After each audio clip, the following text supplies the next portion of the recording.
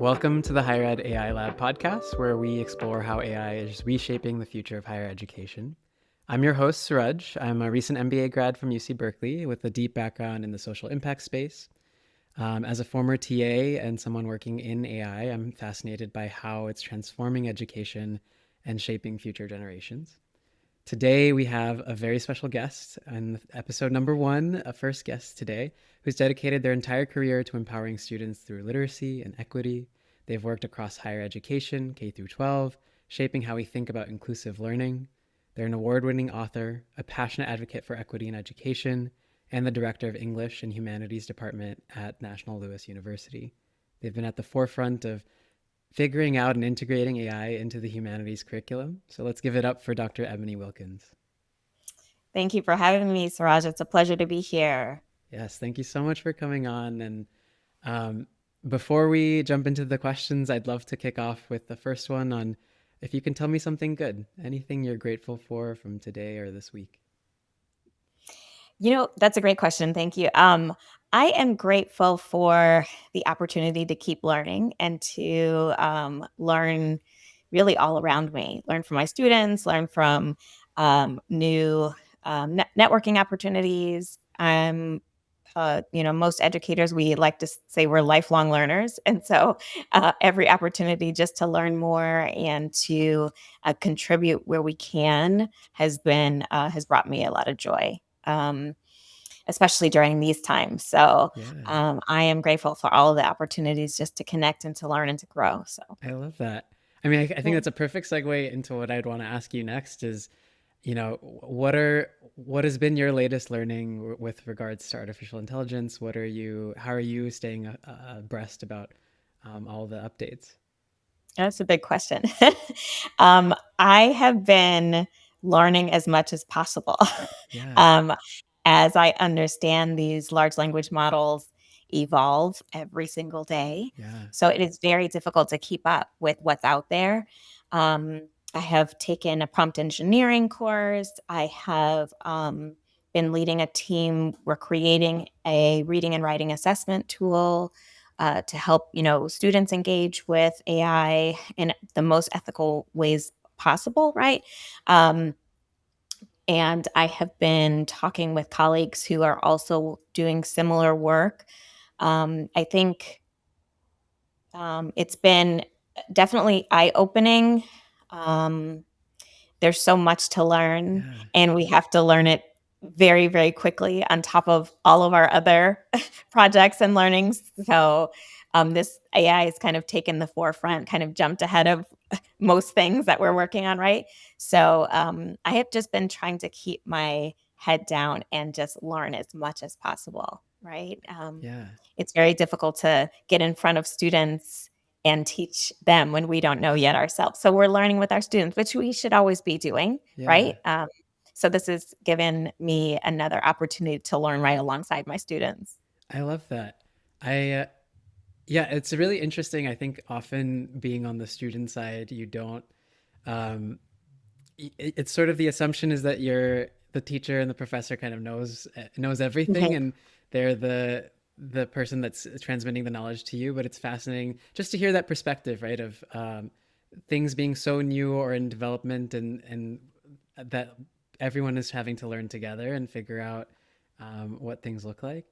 And Mhm. along the same lines, what I'd be interested to know is, what was the thought process that led to right now thinking about or creating these different groups about bringing in AI into and integrating it into a humanities curriculum? How did that conversation and decision first come about? So I first learned from a colleague. There was an invitation for several faculty members to take a course to learn about AI. And to be quite honest, I wasn't fully, and this was winter of last year. Yeah, And to be honest, I wasn't fully plugged in. I wasn't fully interested, but I did sign up to take the course. Um, and I learned a little bit, but there was so much going on. And I was, AI, what is this? Do we need this right now? I wasn't fully on board, I have to admit, yeah, right? yeah, And a reminder, I'm English and Humanities. So I wasn't fully on board yet Of course, yeah. at the time, but that's where I first learned, like, oh, maybe this is something that we need to pay attention to. I then went to a conference, kind of one of an outside partner, and the message from one of the stages was that if you are not helping students learn AI, you are standing in the way. And that kind of hit me like a ton of bricks. Like, oh, wait a minute. In an effort to stay grounded and stay committed to kind of our lane, right? Um, we could actually be harming students. So the message was clear. Like, if your students are going to be entering a different career world that you entered, and so this is the way that you need to support them and help prepare them for these next steps in their educational journey, but also in their future careers. And so that kind of woke me up a little bit, right? So I started Yeah. paying more attention and just doing as much research as possible. Like, what does this actually look like, especially for our composition classes, for our art classes, Yeah. for our philosophy classes? Like, what does incorporating AI even look like, right? What even is AI? I think another message from the stage was, you are already using AI. AI is already a part of your lives, your weather apps, your editing supportive tools that you encourage students to use, your um, the phones and tablets, and AI is already amongst us, right? And Yeah. so I think that was comforting. Like, we're already using this. We just have to learn AI language, AI literacy, right? We have to learn how to communicate the tools we're learning, which our students will need to be able to communicate as well. So I think that was the start of my interest. Yeah. And I have learned a lot. I've learned a lot. I think mentioning it first, like, AI is very, very scary, especially if you don't know anything about it. But Yeah. once you break it down, like, we've already been using these tools. We've already incorporated them into our lives. So we just have to learn how to communicate and how to share that with students as well. Definitely. There's a workshop I've done a few times now with groups of undergrad students, especially at Mhm. Georgia Tech and outside as well. And um, one of the things that we talk about, and especially in the opening of the workshop, it's about thinking clearly in the age of AI. And Mhm. this is one of the key things, is like recognizing places where, whether or not you want to engage with it, like it is prevalent, it is everywhere. It's in the Spotify algorithm, in the Netflix algorithms, it's in Yeah. like more and more, shops and retailers are using it for the way that they pick out products. And so by admitting and understanding that, and then taking in some of the awareness, you can be a little bit more, the hope is that you can be more mindful with it, or you can better understand how it's being used and where it's coming about. Mhm. Mhm. But Exactly. I think along the same line. So a question I have here is, do you, I mean, like, can we unpack the concept of, like, what does AI literacy even mean? I think I've heard that term a few times, and particularly in an educational context, yeah, of course, I would want, students to come out feeling more, quote unquote, AI literate. But Mhm. how is that term? What does that evolve to mean for you all?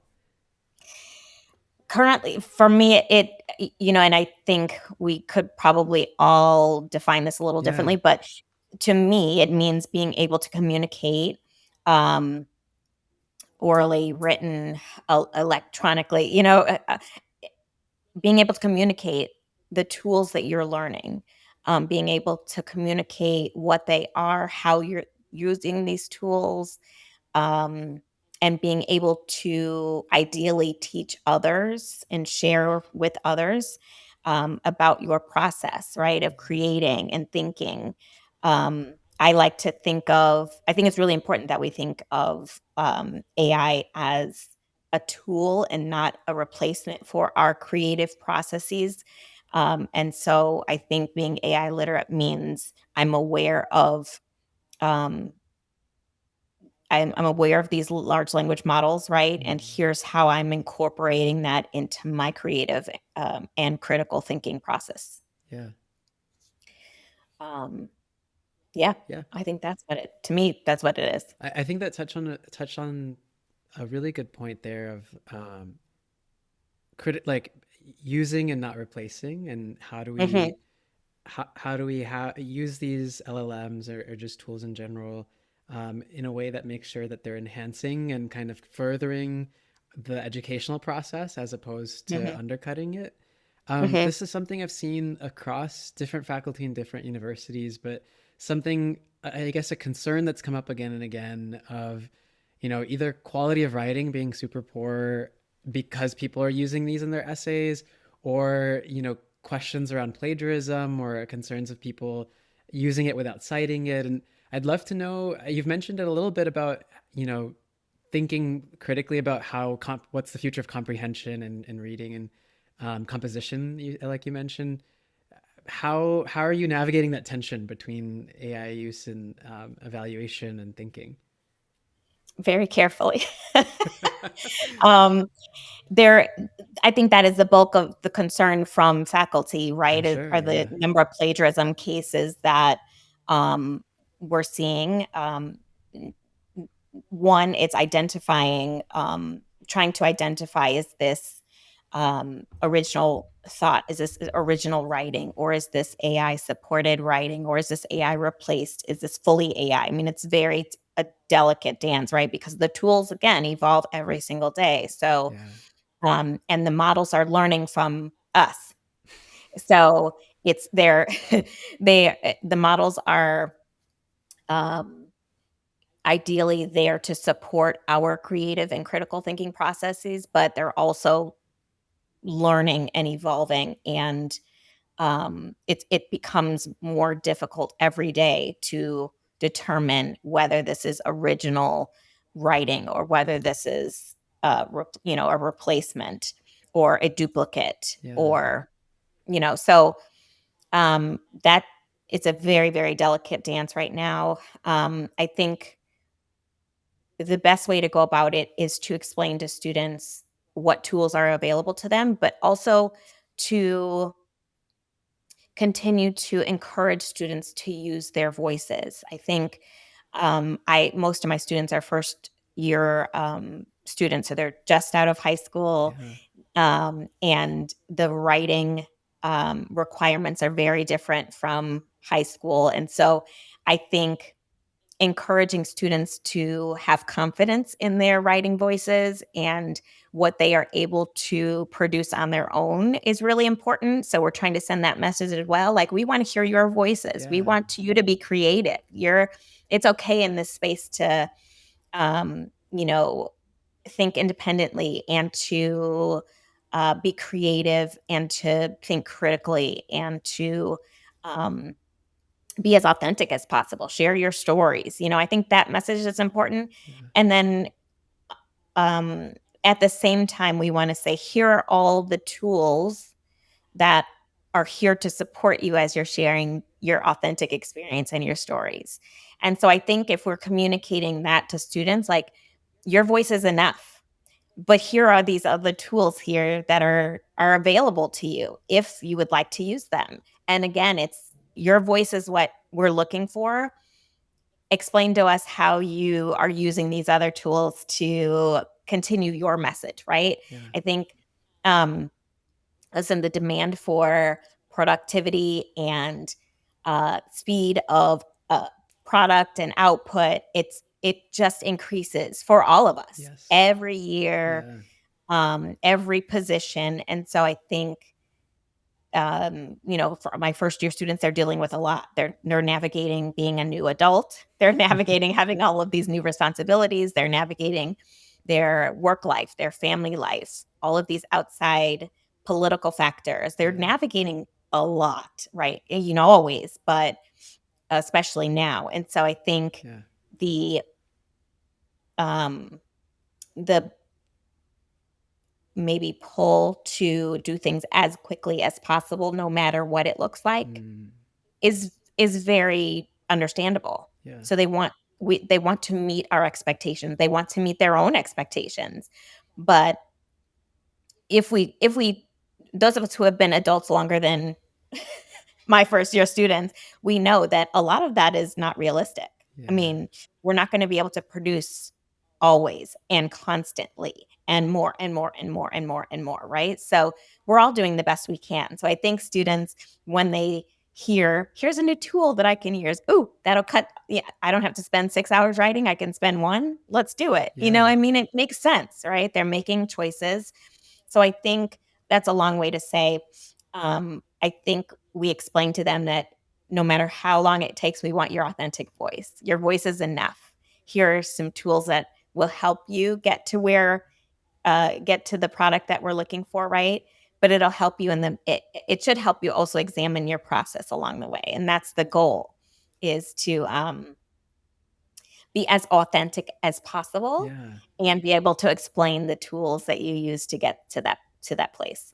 I think that really resonates a lot with me and what I've heard and seen in a few places as well of like um, in a world where output can be practically infinite at this point. Like I can say I want 10 versions of this and it doesn't take like what used to take at least an overnight, pulling an all-nighter in a library now can take, like you said, like an hour and you have even a minute. Um, Even a minute. yeah. Yeah. And so in a world where, output is theoretically infinite, how do you education still is like process dependent and authentic voice. I was just helping somebody with their personal statement, and it's like realizing that, like, sure, it can sound flowery, but when I'm reading it, I know this person is like, you're not showing up here.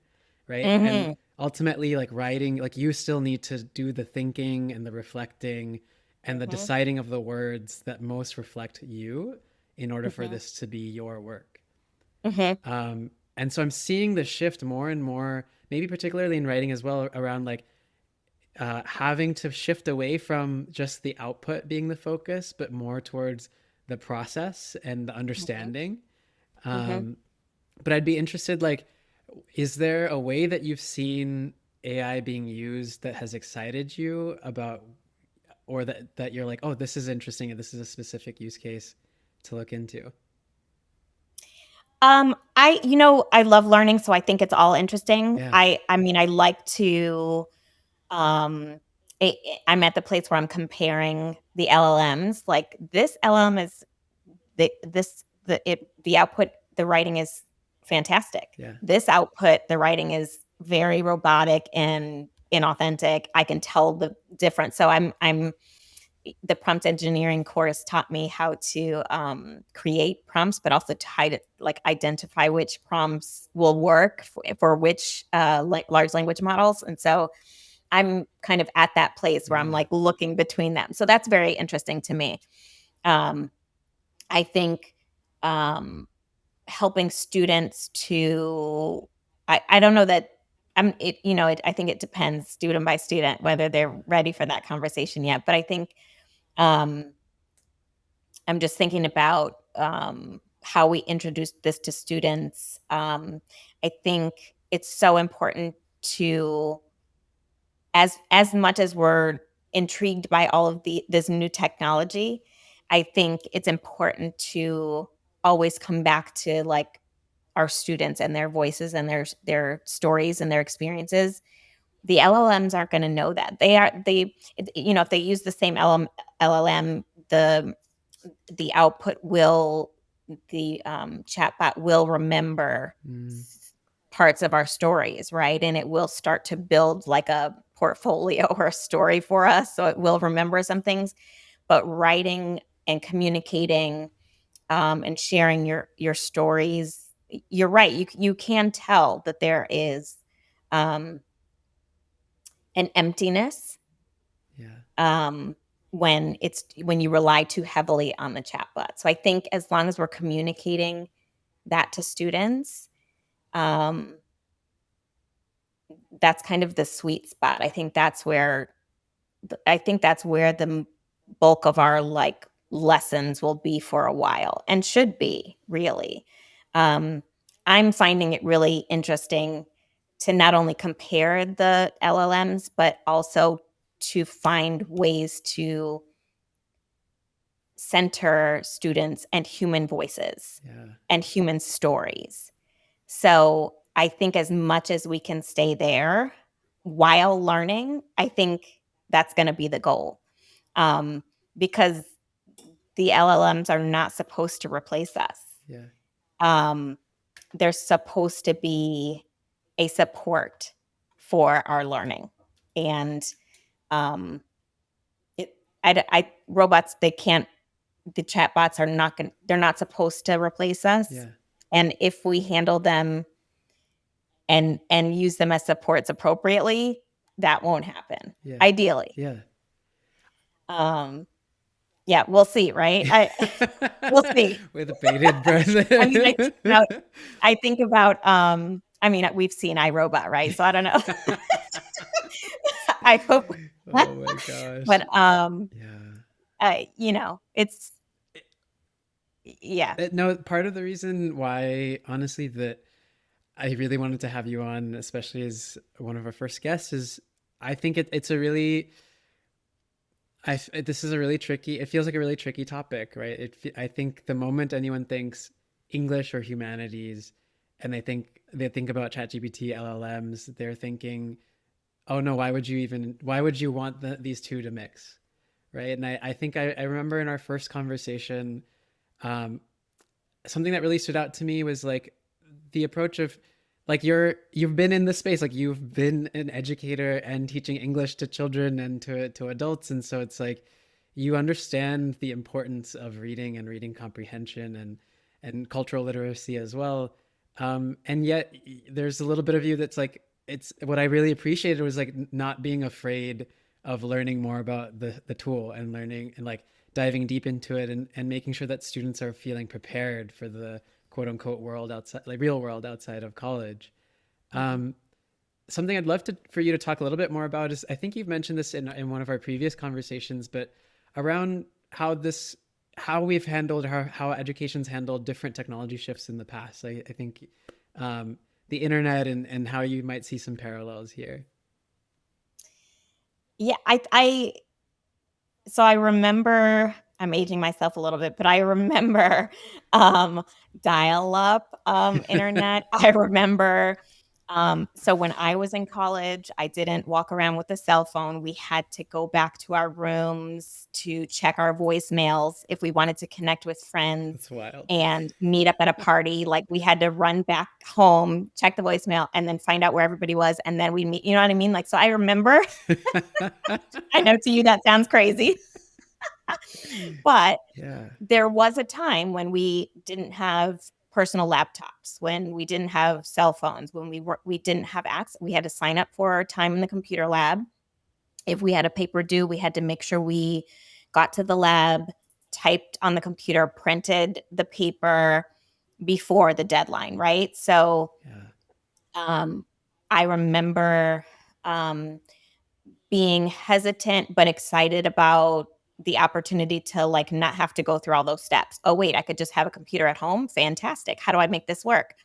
I'll tell you a quick story. I used to teach at a high school, and one of the computer teachers sent a message just saying, "Hey, if you were throwing a bunch of computers away, if you need one, let us know," because they were buying new computers. Yeah. So I was like, absolutely. So the computers, they put a big, huge, the computers were, I mean, huge, like very difficult to carry type monitors. Put it in my car. I took it home and, with the full intention that I was just going to play around with it and see what I could do. Well, there was no modem in the computer. I thought I was going to be able to get online, right? So there was no Yeah. modem. So I went to, I think like Best Buy or something. And I was like, I would like to get online, but I don't know how to do that. And they're like, oh, you need a modem. And I was like, okay, what does that look like? So I went and got a modem. I went home.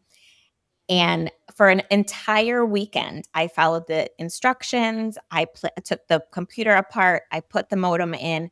And do you know, I got that modem to work. So Wow. Let's I was go. so excited. So I think I love learning. And I don't know how I did that, but I did it.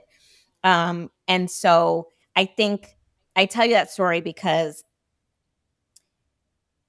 now we know what a time before AI looked like. Now we know what a time when there's this introduction, a rush of all of this technology that we don't understand is here. I think it is an opportunity for us to like break open that computer and put that modem in, so to speak, right? Like Mm. just dive in, go ask for help, ask for the instructions, and spend a little time and learn to see what it looks like.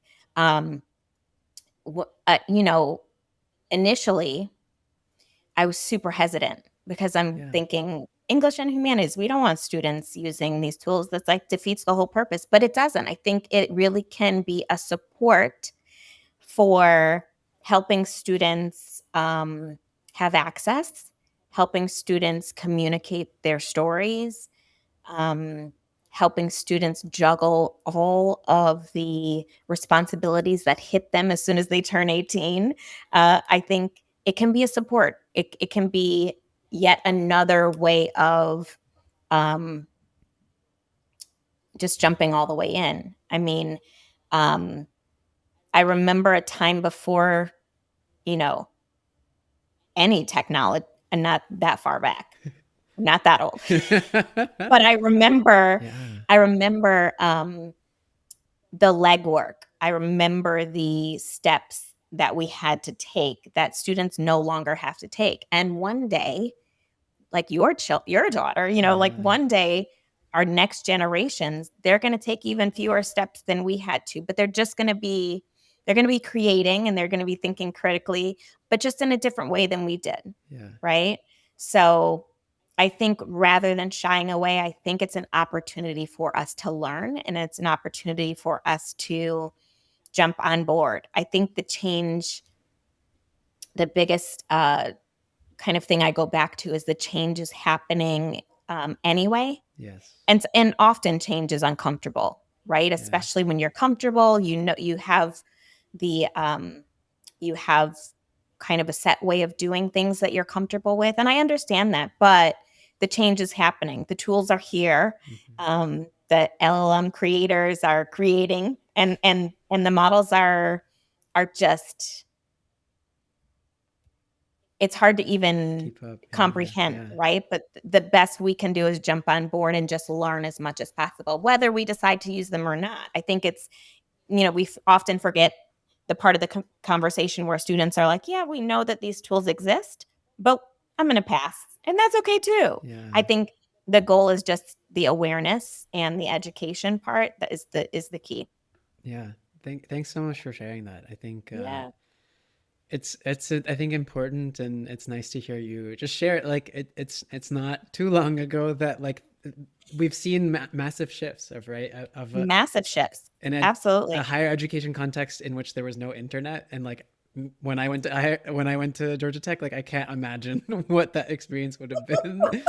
Right, like with a new internet, like for me everything that I possibly did was like Google Slides, Google Docs. Like it was constructed an entirely new educational experience constructed on the foundation of what the internet now could allow us to do. Mhm. Right, Mhm. so thinking about Mhm. like real-time collaboration, sharing ideas while you're in your dorm room, someone else is somewhere else, and being able to allow for both more flexibility, also more unique soft skill development opportunities, if you will, of Absolutely. you know some. Absolutely. And so I think I do think more and more as I'm exploring the space, I realize that like I don't think it's too early for any of us to call ourselves experts in this field, but it's really a chance for us to learn together of what this future looks like, of a world of education on this foundation now of all of these tools being available as options, Right. like you said. Right. um Right. And there doesn't have to be a limit to that. yeah. I think the limits are what make us most comfortable because we learn them and we like to stay in that comfortable place. Yeah. But unfortunately, that's just not realistic, right? Especially when we're asking uh, all of these intelligent folks out here to keep creating and keep producing. I mean, this is just what that looks like, Yeah. you know. So we have to lean in. There's so I have a few more questions before we wrap up, but I think one that comes to my mind most is, you have a background in inclusive education and thinking about representation, particularly when it comes to reading and people, and again, like you said, authentic voices. What are your thoughts on how AI tools? I think there's so much around how they might not be good at that because of the data set that they're using, and the bias that they might be um, subject to. But I'm wondering if you have any thoughts on how they can help be part of sort of the solution rather than propagating the problem. Mm, yeah, I mean, that's such a great question. So the tools, it's an output for, it's like Google, right? It's like using these tools gives you access to all of the information that is out there and available. If the bulk of the content that is out there speaks disparagingly to a certain group of people, the output is going to tap into that as well, whatever output, whatever large language model you're using. And so I think one of the most important parts about learning AI is one, the ethical use of the tools, but also critically analyzing the output. Mm, Um, one one way that I can tell that students are using AI is if they are just copying and pasting and not reading at all. And I think there has to be some critical thinking involved on the human side, yeah. because the AI output, the LLM output is just tapping into what's out there, and unfortunately, there there's probably more harmful message, especially when you're talking about when you talk about culture, when you talk about race, when you talk about language, when you talk about gender, sexuality. Yeah. There's more. I don't quote me on this. There's a lot of harmful information still disseminated, and so the LLMs tap into that. So I think it's important while we're learning to be able to remind ourselves that AI is not always right. The Mm, output is not always accurate. The AI is not always an authentic representation, and that we have to be critical analyzers, critical thinkers of the output and users of the output. And I think in the same way that we have to be critical thinkers and critical analyzers, um, it could help us access more information. It could help us tap into more voices, um, more cultures, more experiences that we weren't able to have access to prior. But I do think it's super, super important that we remain in a critical, thinking space yeah. when using these LLMs. It gives us access to Yes. more, but I believe that equates to more responsibility on the human side and not less. Yeah. So we have to always question, always still seek primary and secondary sources Yes. um, to get to the truth. The LLMs will call everything a truth Yes. and give us a whole bunch of it. It'll condense all of it, and it still could be false information. Yes. So it gives us access to more, but that means our responsibility is greater. Yeah. It may save us a little bit of time. It may help us, think through our process quickly, get to a product more quickly. However,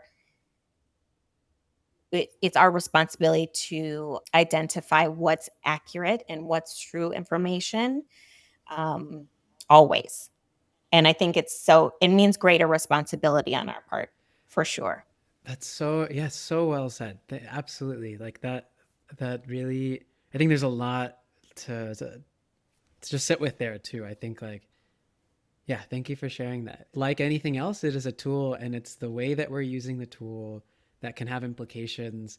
And I've seen certain use cases. I've been reading about certain use cases of people, using AI and language learning models to help preserve certain languages. So because there might Mm, only be a mhm. few people in the world that can even speak Yes, or write that language.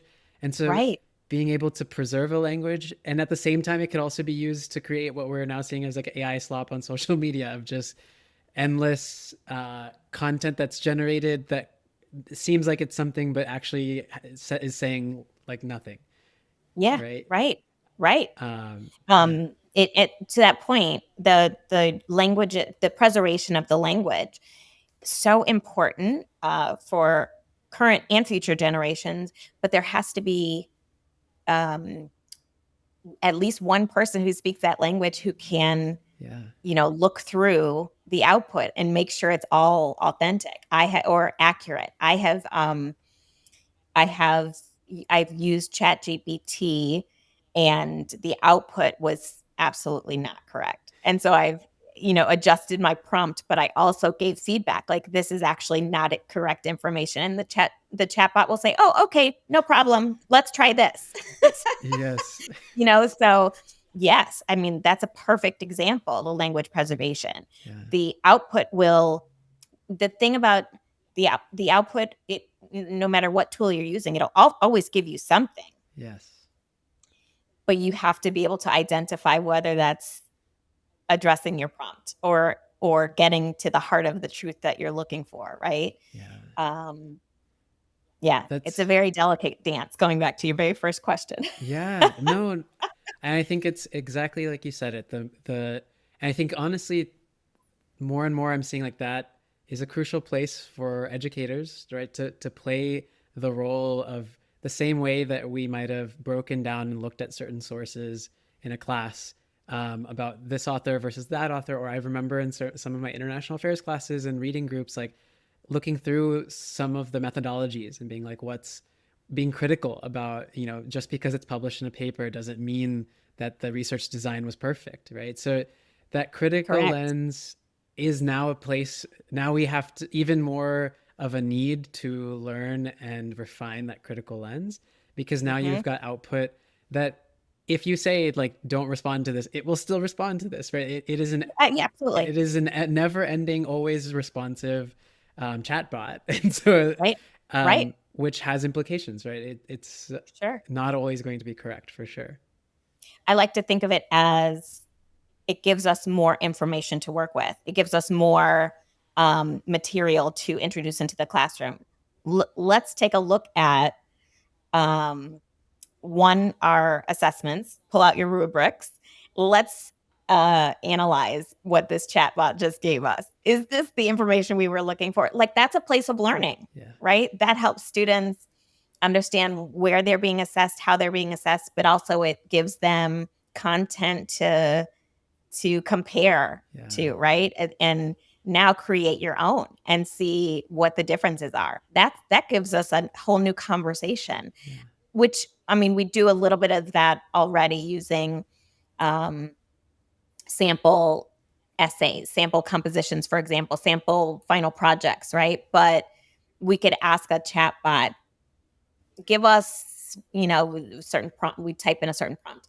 Give us a final project on the topic of art exploration in 1960. I don't know. right, Right? yeah, yeah, It'll give you literally, anything, yeah, anything, any prompt you can create, it'll give you. But now you can take a look and say, now, does this make sense? Is this the information we were looking for? Is this even actually accurate? yeah, Let's do some digging, right? So there are so many different ways that you could use these LLMs, but I think the key is communicating with students as much as we are communicating with these technologies, explaining the process. This gives educators really the opportunity to one learn alongside our students, which we should be doing anyway, and it encourages and reminds us to communicate the why and the how with students. That's the learning, right? yeah, It's really how we find the it to me, that's like the joy in learning. We're learning with our students. We learn something new every day.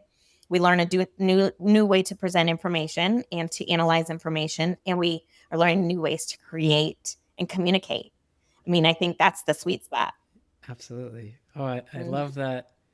I love that approach. I think taking a step back and kind of putting on the lens or the hat of an educator or a faculty member, right, in some subject, and um, who's like, okay, yeah, I'm ready. I see. I've seen transitions happen before. We're on the cusp of something.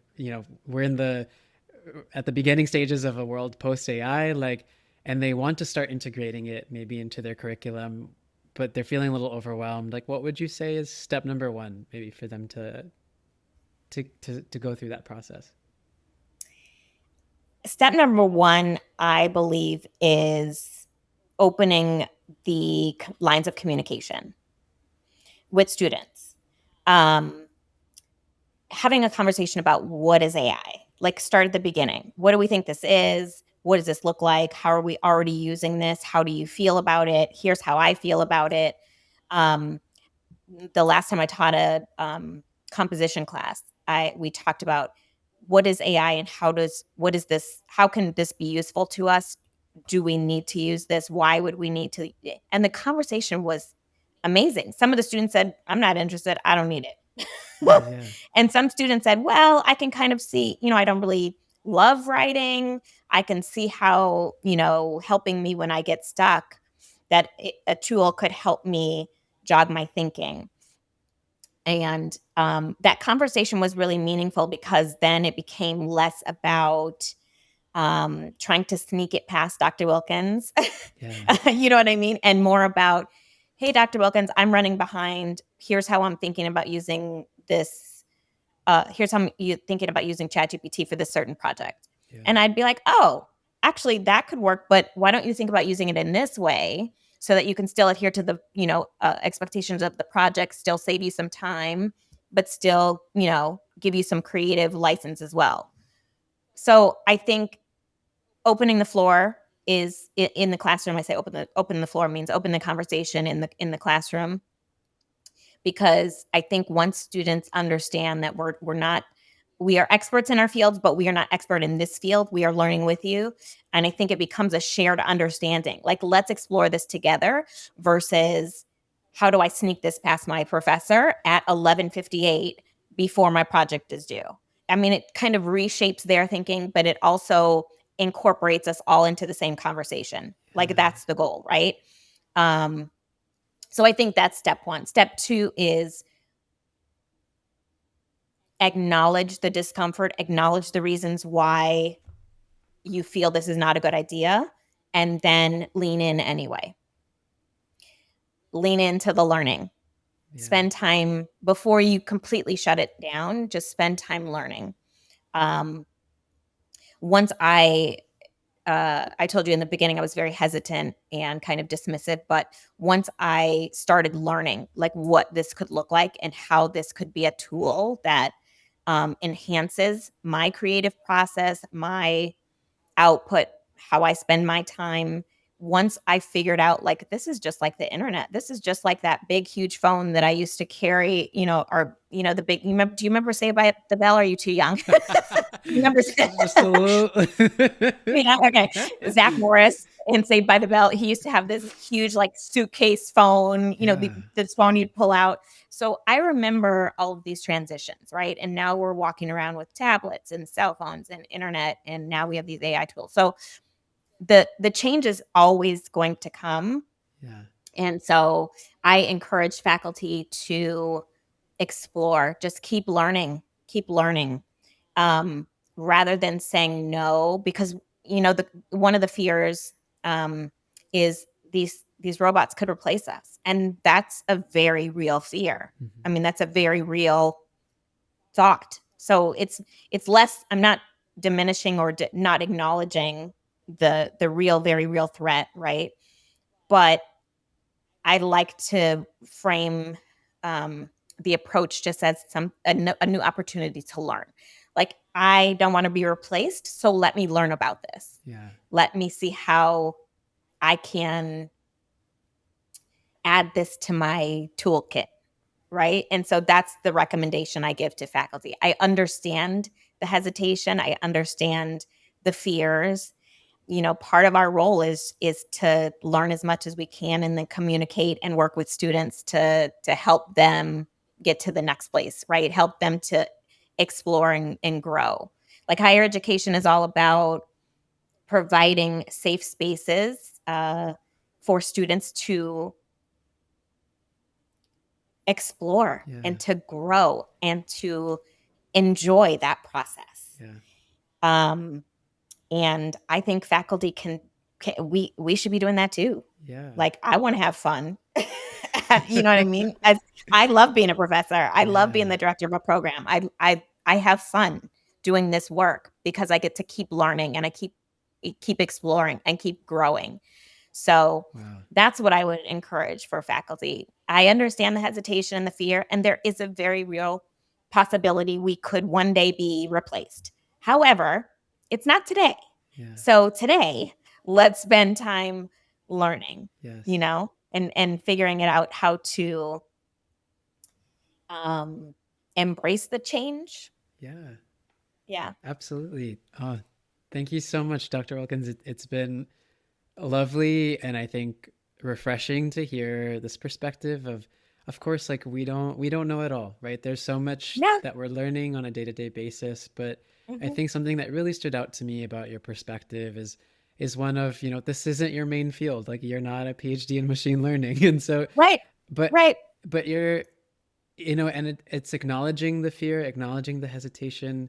And I love how you've opened up communication with your students and are then able to using the open communication, the honesty, and the learning mindset to learn alongside with them. And you actually create, I would say, a more growth oriented, learning environment where I think, as you said it, rather than them trying to sidestep and try to hoodwink you at the last minute because of the anxiety they're feeling, how are you now Hmm. able to open the conversation early so that maybe we're using it in a more intentional way, that we've incorporated AI use in a meaningful way? Hmm.